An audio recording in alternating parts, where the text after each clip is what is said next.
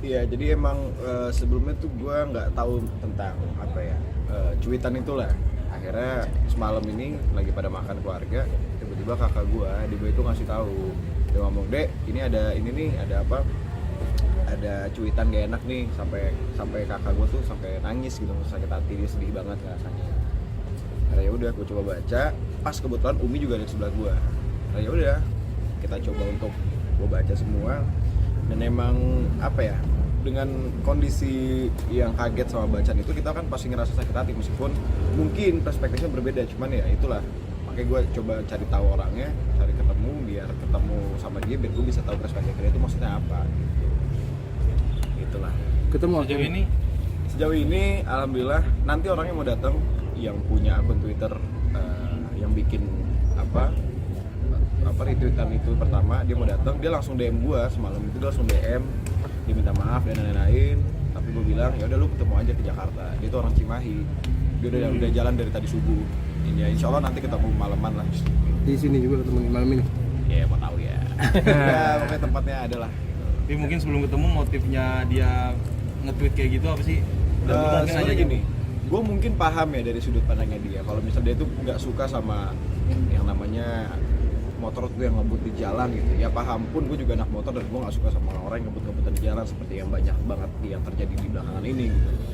Ngerti juga, paham juga, cuman mungkin salahnya adalah kata-kata dia yang dia bisa bilang, ya mau lu seleb, mau lu siapa, gue nggak peduli juga kalau lu mati. Nah mungkin itu kali yang maksudnya agak sensitif banget menurut gue, apalagi dengan berita yang beberapa hari ini baru rame gitu kan, yang dibicarain. Jadi menurut gue kayaknya nggak etis aja kalau misalnya itu dibahas gitu. Tapi Abi sendiri pengen menyelesaikan secara kekeluargaan atau pengen melaporkan dia Bi, atau seperti apa gitu? Kalau ngelaporin sih kayaknya gue nggak ngeliat ke arah sana ya. Maksudnya ya udah, ini cuma jadi hal yang ya emosi, cuman maksudnya kayaknya nggak perlu sampai kita laporin atau kita bawa ke polisi lah. Cuman ya itu gue bakal balik lagi ke keluarga maunya gimana. Kalau dari gue sih yang penting ketemu, ngobrol, selesai, ya udah. Cara bikin efek jerahnya gimana sih, Bi?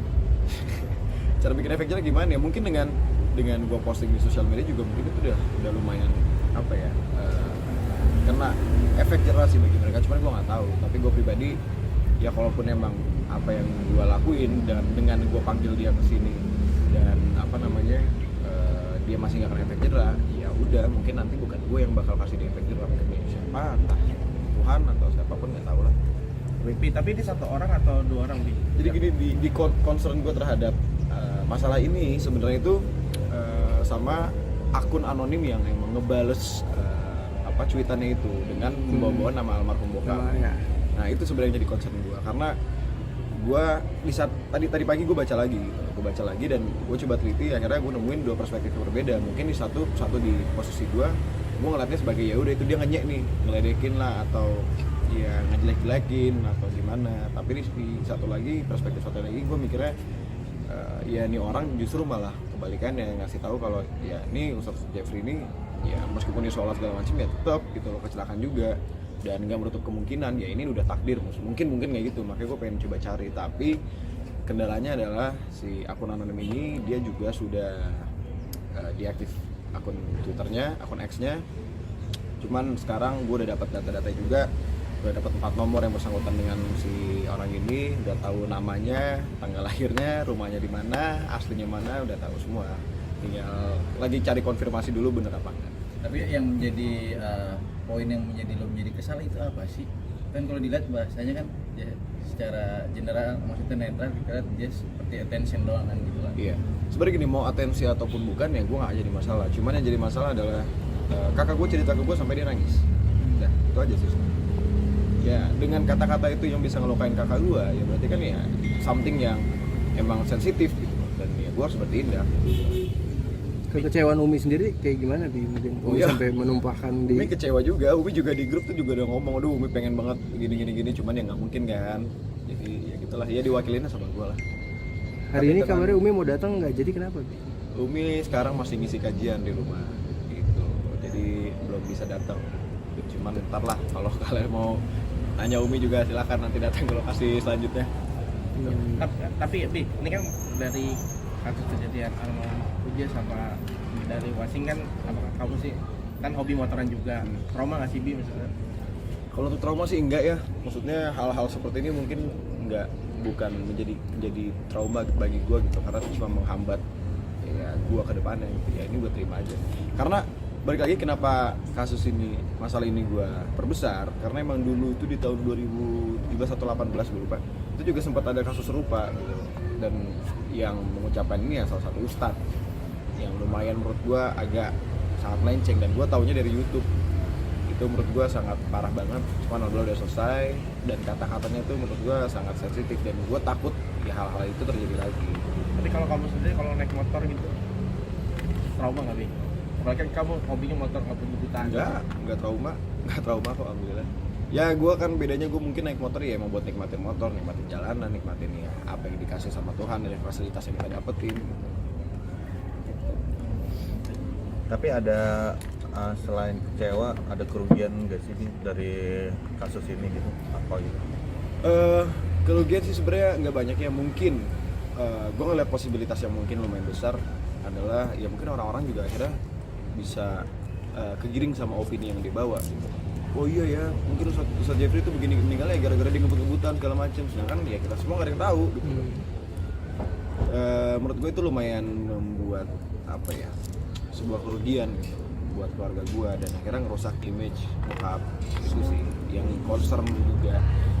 Tapi Abi sendiri pada sebagai anak yang dia sendiri, kamu sih masih tersinggung nggak sih dengan postingan-postingan dia? Kalau gue nggak tersinggung, gue nggak bakal bikin postingan itu. Dengan gue bikin postingan itu ya udah pasti gue tersinggung. Merasa kecewa ya? Jelas kecewa. Kecewa sih gimana ya? Gue kecewanya karena dengan apa yang lu ketik bikin kakak gue sampai nangis, udah gitu aja. Akhirnya mencari datanya tuh pelaporan ke TMC Polri atau cuma kemarin kamu ngetek sama dia yang bersangkutan? Ya gue kemarin tuh cuma ngetek aja, tapi kan gue gak tau yang direspon apa enggak kan ya. Itu udah ya terserah deh mau respon apa enggak, cuman ya ngetek aja lah apa yang bisa gue tek yang menurut gue bisa ngebantu ya apa enggak. Cuman yang gak ada respon dari mereka juga, tapi tetaplah gak ada mereka juga gue bisa dapetin data-datanya. Tapi itu akan menindaklanjuti secara hukum dia melaporkannya kok? Kayaknya enggak ya. Maksudnya gini, kenapa gue ngetek TMC Polda atau dari pihak kepolisian, karena gue pengen ditungguin sama nyawa gitu.